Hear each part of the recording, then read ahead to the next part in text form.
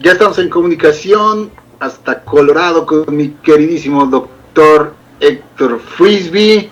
Y bueno, consultando siempre a los que saben, aportando aquí desde luego nuestro granito de arena con información seria.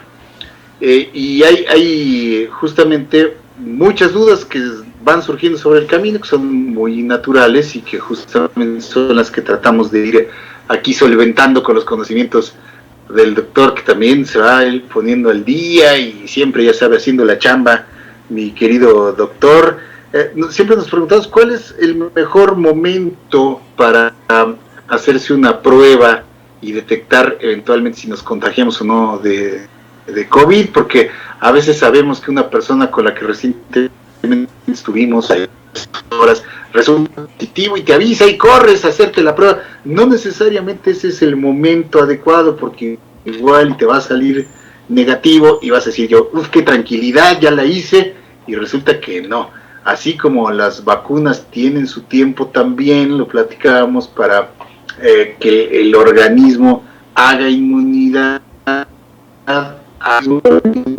lleva un tiempo en el que puede manifestar si estamos infectados o no. ¿Cuáles son esos momentos? ¿Cuántos días o cuántas horas debemos esperar para hacernos una prueba? ¿Qué pruebas son estas? Pues para ello siempre contamos afortunadamente aquí con la asesoría científica de mi querido doctor Héctor Frisby. Mi doc, como siempre, muchísimas gracias por estas participaciones. ¿Cómo están? ¿Cómo les va? Un saludo a todos, buenos días a todos allá, ya de manera más normal, ya no manejando y en el la barandilla, no del otro. Sí, eso siempre será mejor. Sí, siempre es más importante. Claro que sí, doc. Les mando un saludo a todos, en especial a Rolando, hace mucho que no lo veía, Rolando Blacaler, les mando un saludo. Aquí anda, mi querido Rolando. Sí. Oye, ¿te quedaste de jurado? ¿Did you roar? No, me votaron porque era un caso de invasión a la privacidad. Una persona se metió a la casa de una mujer y se masturbó ahí enfrente de la mujer y todas estas cosas. Y él decía que no le hizo nada, que nada más se metió y se masturbó y se salió. Entonces, una vez más, este vicio que tienen algunos hombres y algunas mujeres de no entender que las mujeres no son objetos que se pueden tocar, se pueden abusar, se pueden desechar, se pueden ofender, se pueden humillar sin consecuencias, ¿no? Entonces, cuando yo expresé un punto de vista bastante severo, contundente, el problema es que la persona que estaba acusada era un inmigrante indocumentado de México, y entonces cuando supieron que yo era mexicano, me eligieron inicialmente porque pensaron que iba a estar a favor de él, pero como dicen en el ambiente taurino, pincharon hueso, porque yo no tolero la violencia, y mucho menos la violencia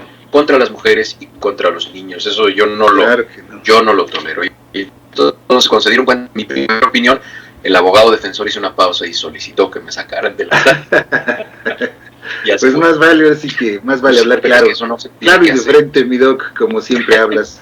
Los principios son los principios. Bueno, hablando esto de la prueba, sí es muy importante, hay pruebas, no es una sola prueba. La prueba más adecuada es la prueba que se llama la PCR. PCR significa la cadena de reacción de polimerasa, por sus siglas en inglés, ¿no? Polymerase Chain Reaction. Y esta se hace, fíjense, a través de algo que ustedes han oído mencionar recientemente, que se llaman los anticuerpos monoclonales. ¿Esto qué significa? Los anticuerpos monoclonales son la élite genética de determinado germen, determinada especie, determinado ser vivo, y entonces son muy selectivos. Esto hace que si nosotros determinamos la presencia de material genético identificado por anticuerpos monoclonales en una prueba de estas que se llama de PCR, estamos teniendo un grado de certeza del 99.9. Ahora, este es el procedimiento de laboratorio. Es muy importante la selección de la muestra y la colección de la muestra. ¿Cómo coleccionamos la muestra? Eso incrementa o disminuye la certeza diagnóstica de esta prueba, que es altamente sensible y altamente específica. Entonces, hay otras pruebas, por ejemplo, han oído hablar de la prueba de ELISA. la prueba de ELISA, que también se puede hacer por anticuerpos monoclonales, pero la prueba de ELISA es diferente. ELISA son las siglas de Enzyme Linked Immunosorbent Assay. Es un ensayo clínico que se hace a través de otra técnica. Bueno, para diagnosticar PCR, para diagnosticar SARS-CoV-2, COVID-19, se hace la PCR, es la que ha demostrado estadísticamente que es la más hacer esta prueba. ¿Debe la prueba hacerse después de que yo me expuse? ¿Cuánto tiempo después de que yo me expuse? No, esto no tiene nada que ver. Esto en realidad está relacionado con el inicio de los síntomas en el paciente. Cuando un paciente o una persona inicia con los síntomas, es por eso muy importante que la gente primero esté educada cuáles son los síntomas probablemente relacionados con SARS-CoV-2 o con COVID-19, y esto es dolor de cabeza, dolor de garganta, pérdida del sentido del olfato, pérdida del sentido del gusto, fiebre, dolores musculares. Todos estos síntomas en un contexto de pandemia como estábamos ahorita es prácticamente diagnóstico. Acuérdense que hay dos tipos de diagnóstico. Está el diagnóstico de sospecha y el diagnóstico confirmado. Aquí es donde vamos a hacer las pruebas. El diagnóstico de sospecha es la mayoría de los pacientes. Alrededor del 70% de los pacientes que se infectan en el mundo son diagnóstico de sospecha. Los diagnósticos confirmados son a los que les hacemos la prueba. De que una persona empieza con los síntomas hasta 10 días después, en esa ventana, en cuanto el cuerpo está empezando a ser sintomático y pasan 10 días, es decir, una semana con 3 días, en ese momento es cuando la prueba es mucho más exacta. Después de ese periodo, la prueba puede presentar falsos negativos, porque puede ser que en la mucosa nasal ya la concentración, la carga viral, la concentración de virus no sea tan alta, y entonces ya no se va a detectar el material genético a través de esta prueba.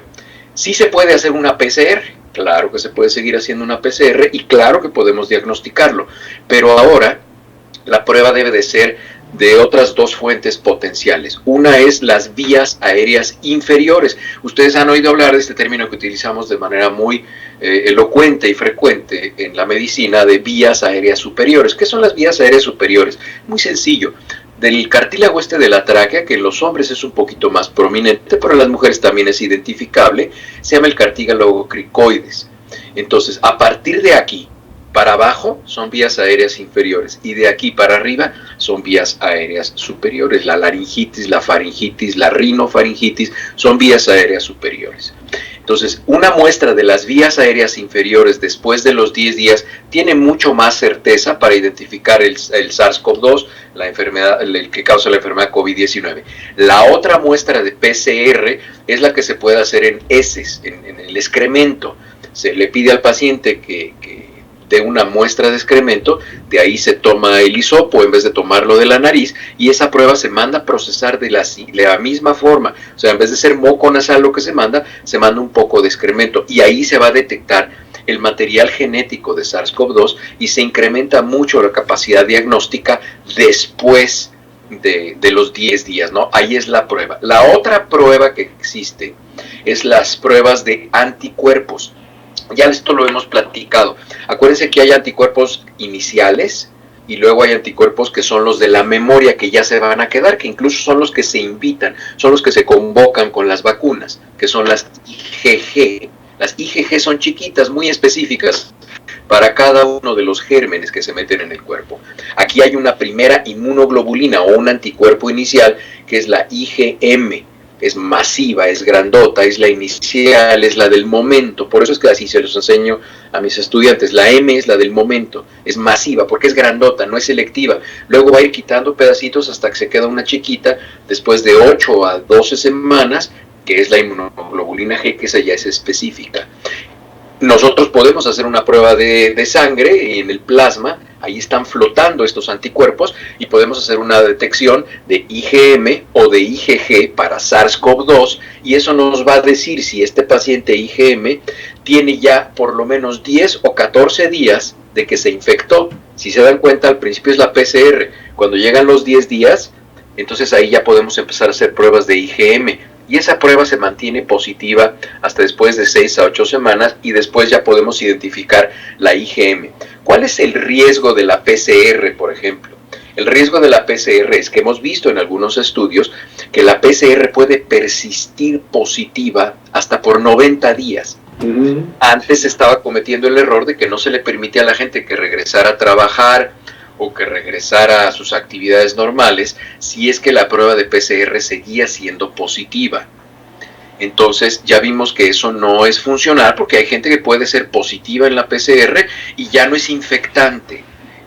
O si es infectante, a la persona que infecte le va a dar una enfermedad de muy bajo nivel porque la carga viral es muy baja. Y por eso es que se recomienda que se siga utilizando el cubreboca aun cuando nos hayamos vacunado o aun cuando nos hayamos enfermado, porque no se confiere esterilidad. Si quieren, la próxima semana vamos a hablar. Esta semana van a ver, Jorge, si lo leen, hoy en la madrugada salió un artículo, una publicación de la nueva vacuna de Janssen, Johnson & Johnson. Es una nueva vacuna que es extraordinaria. O sea, cada vez vamos viendo vacunas mejores. Y esta vacuna, lo que tiene en particular es que es muy probable que sea una vacuna esterilizante. Es decir, va a frenar la transmisión de persona a persona, lo cual sería genial porque eso nos ayudaría a recuperar la normalidad de una manera más acelerada. Parece ser que la vacuna de Pfizer también, porque ya el único país del mundo que ha tenido una vacunación muy extensa en su población es Israel. Y entonces Israel está empezando a ver casos en los cuales se logra la esterilización. No, las vacunas habitualmente no son esterilizantes. ¿Qué es una vacuna esterilizante? Una vacuna esterilizante es la que prácticamente limpia de todos los virus al paciente, a la persona, prácticamente no le permite tener virus y eso hace que no haya transmisión de persona a persona. Eso lo logran muy pocas vacunas. Ese es lo máximo, eso es lo máximo que puede aspirar una vacuna. Y es muy curioso porque hay vacunas que tienen una eficacia no tan alta como estas, no del 98, como del 80, pero son esterilizantes. Es decir, en las personas que logran inmunidad, en esas personas es esterilizante. Son diferencias muy importantes y las podemos platicar aquí y son muy interesantes para cuando ustedes oigan una conversación al respecto, sepan de lo que están hablando y entiendan con mucho mayor claridad.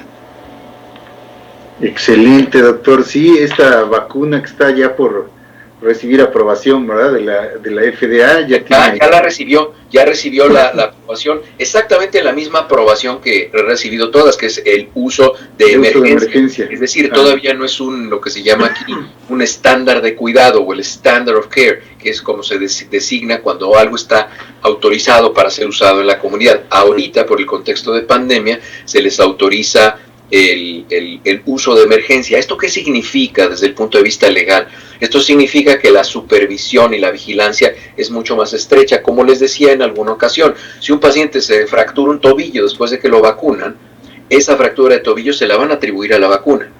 Y el trabajo que debe realizar el laboratorio es demostrar que no hay una relación entre la fractura de tobillo y la vacunación. Incluso hubo el caso que creo que también lo comentamos aquí, de una persona que se vacunó y a los 4 días le cayó un rayo. Entonces, eso se registra como un evento relacionado con la vacuna. O sea, es exagerado, pero así debe ser, porque más vale que no se nos pase nada, ¿no? Así es, doctor. Entonces, referente a esto de que se ha dicho tal prueba es mejor que la otra, regresando al tema de las pruebas, o sea, ¿es en realidad que la PCR sea la prueba de pruebas? ¿O hay que...? Es que depende del momento. Exactamente. Es que depende del momento. Si tú te haces una PCR A ver, esto es muy importante también entenderlo. Ahorita contesto la pregunta que me hiciste, Linda, del H5N8. Un paciente que ya no tiene síntomas, así es como se declara una persona libre de enfermedad. Si yo le hago una prueba a X persona, después de que se infectó y le estoy haciendo pruebas seriadas, puede ser que este paciente siga siendo persistentemente positivo en las PCRs y entonces hemos aprendido que el criterio para declarar a un paciente libre de enfermedad, no libre de infección, libre de enfermedad, es que ese paciente tenga por lo menos 48 horas sin ningún síntoma relacionado con la enfermedad cuando la tuvo y también que no tenga ningún síntoma como fiebre. Eso es un dato muy importante. Un paciente que ya no tiene fiebre, por lo menos por 48 horas, podemos hablar de que ese paciente ya está libre de enfermedad y puede regresar a integrarse a sus actividades normales. Entonces, con ese criterio nosotros entendemos qué prueba, en qué momento y dependiendo de cuánto tiempo. En los primeros días de la enfermedad sintomática, la prueba de pruebas es la PCR, desde luego. Muy bien, doctor. ¿Y la de antígeno también está recomendada para detectar? Esa es la prueba de antígeno. A ver, ahí está. ¿Qué es el antígeno? El antígeno es el virus. El antígeno es cualquier cosa que nos ataca. ¿Y qué pasa cuando nos exponemos a un antígeno? El antígeno puede ser un estreptococo, un estafilococo, el coronavirus, un adenovirus, un rinovirus. Eso es un antígeno. El antígeno es algo que nos ataca, algo que nos infecta, algo que nos invade. Y como respuesta al antígeno, nosotros generamos anticuerpos. Entonces, la prueba al antígeno es la prueba que detecta el material genético del virus, es decir, la PCR. Esa es la prueba del antígeno. La PCR, lo que pasa es que se utilizan como sinónimos y la gente piensa que son dos diferentes. Oiga, me hago la prueba del antígeno, la PCR, es la misma.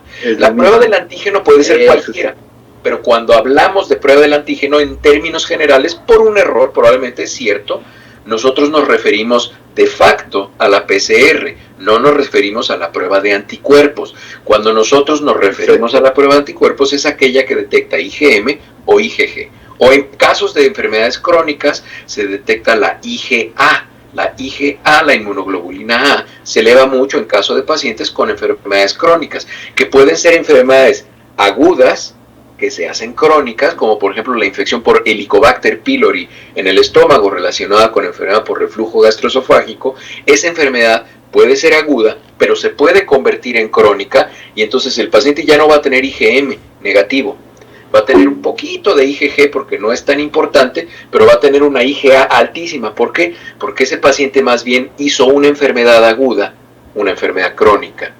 Entonces, es muy interesante la inmunología y aquí se las explicamos. Claro, muy bien, doctor. Y en el caso, por ejemplo, de los asintomáticos, los que lleguen a resultar positivos, prácticamente sin tener molestia alguna, igualmente son, como se dice o he escuchado por ahí, son potencialmente menos agentes contagiosos que una persona que sí se enferma, que sí presenta virus. Efectivamente, una persona que es sintomática, que tiene una carga viral mucho menor y es poco infecciosa. Se recomendó como una medida de precaución, una medida incluso de respeto o de sensibilidad social.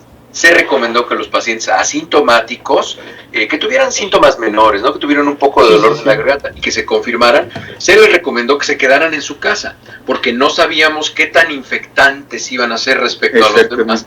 Y entonces había que ser muy precavidos en principio.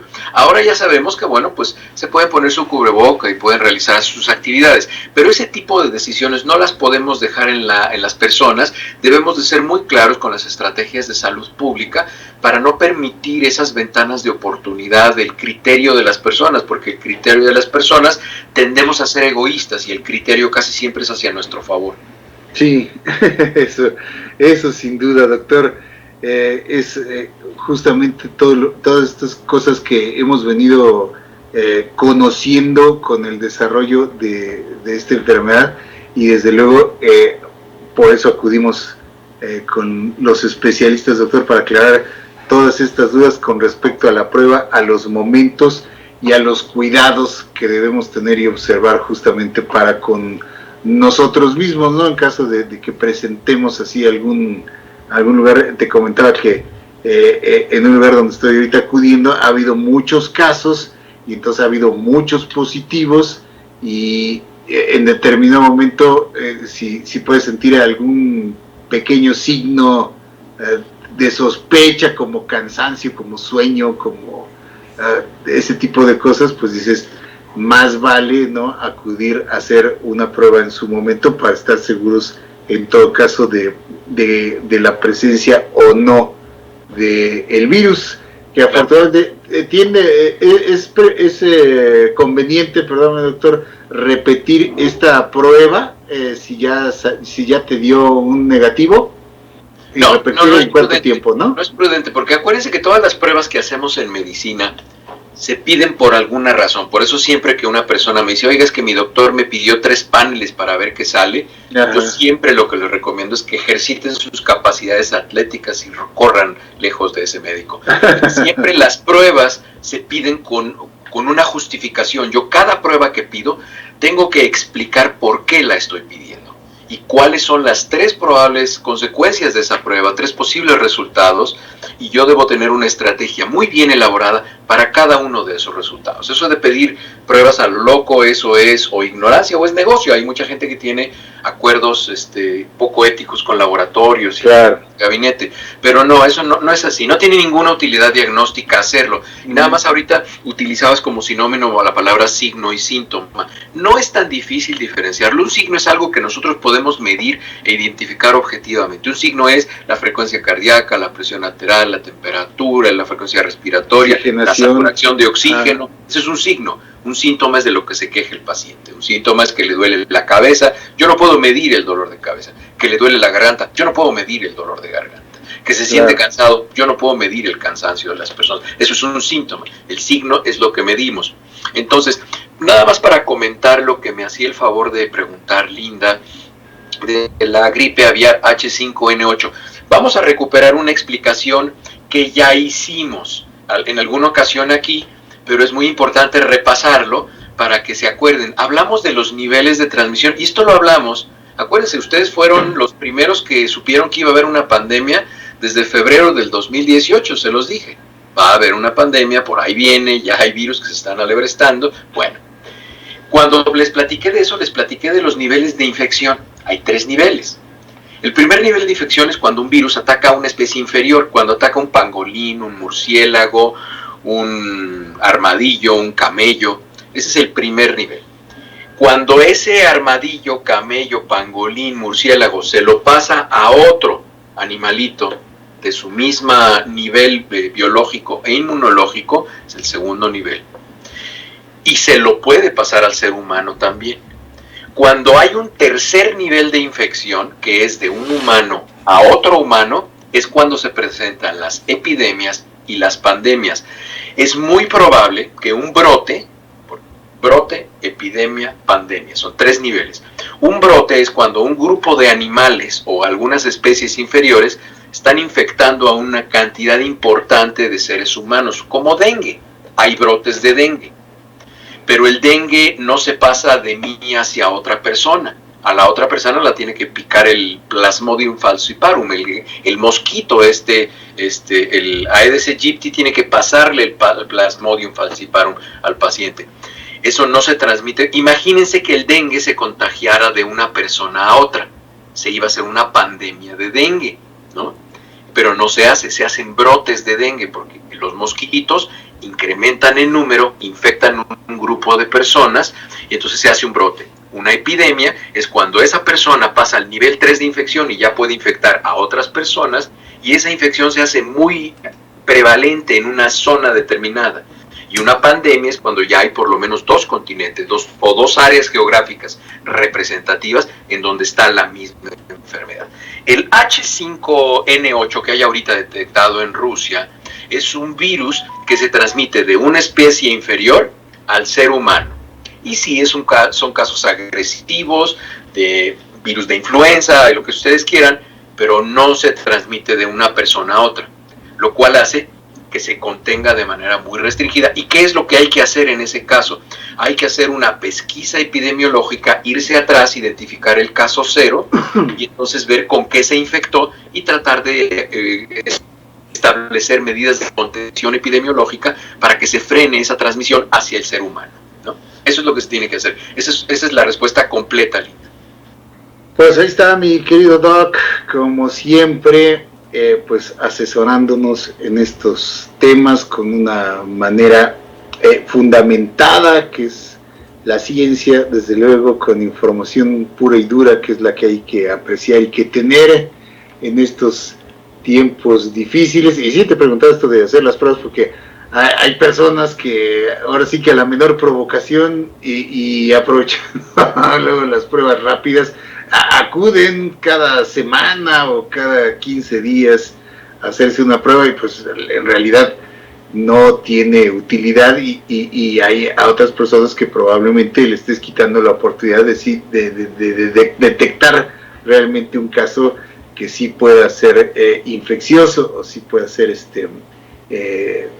digno de tomarse en cuenta. Entonces no tiene caso estar corriendo a hacerse pruebas cada rato, ¿no? Al único que beneficia hacer esa prueba repetidamente es al dueño del laboratorio, que estás ganando dinero. Entonces, no, me refiero al caso de las pruebas rápidas, gratuitas, que se hacen aquí en diversas instituciones, también dejar que otras personas que eventualmente sí pudieran haber corrido un riesgo mayor. Pero mira, Jorge, eso es un gasto que debe de tener contemplado el gobierno, porque el nivel de ansiedad que hay ya en este momento en la sociedad, la gente ya quiere regresar, hay gente que está muy amolada ya económicamente, sí, claro. Emocionalmente el encierro ha afectado a muchas personas.